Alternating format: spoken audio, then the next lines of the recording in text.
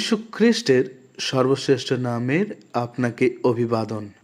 পবিত্র বাইবেলের মথি লিখিত সুসমাচার তার 16 অধ্যায় 21 পদ আমরা এই প্রকার পড়ি, সেই সময় থেকে যিশু তার শিষ্যদের জানাতে লাগলেন যে তাকে অবশ্যই জেরুসালেমে যেতে হবে, আর সেখানে কিভাবে তাকে ইহুদি নেতা, প্রধান যাজক ও ব্যবস্থার শিক্ষকদের কাছ থেকে অনেক কষ্ট ভোগ করতে হবে, তাকে মেরে ফেলা হবে ও 3 দিনের দিন তিনি মৃত্যুর লোক থেকে তিনি বেঁচে উঠবেন। প্রথম বিষয় এইখান থেকে দেখতে পাই, পরম ঈশ্বর ও ঈশ্বরের পুত্র প্রভু যীশু খ্রিস্টের বিষয়ে পূর্বে পরিকল্পনা অনুসারে যা জগৎ উৎপত্তির প্রথম থেকে নির্ধারিত ছিল যে যীশু খ্রিস্টের দুঃখ ভোগ করতে হবে।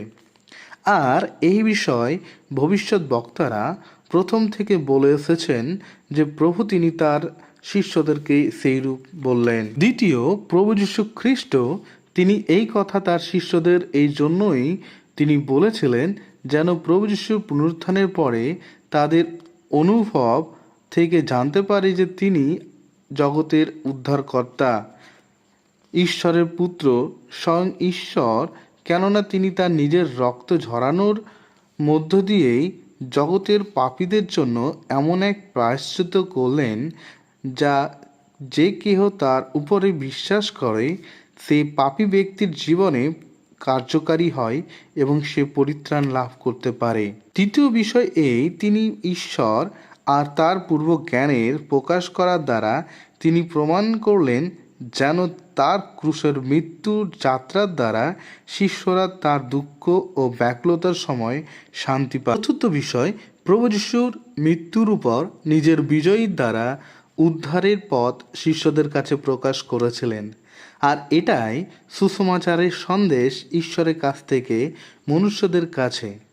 ঈশ্বর চান যেন সারা পৃথিবীতে সকল মানব জাতির জন্য যেন মন ফিরানোর উদ্ধারের পথ যেন জানতে পারে এবং ঈশ্বরের আজ্ঞা সেই অনুসারে তারা যেন পরিত্রাণ লাভ করতে পারে। ঈশ্বরের এই আজ্ঞার দ্বারা যেন আপনিও সেই পরিত্রাণ এবং পাপের ক্ষমা পেয়ে আপনি সেই ঈশ্বরের ক্রুশের কাছে আপনি আসতে পারেন এবং প্রভু যীশু খ্রিস্টেরকে আপনার উদ্ধারকর্তা রূপে আপনি স্বীকার করতে পারেন।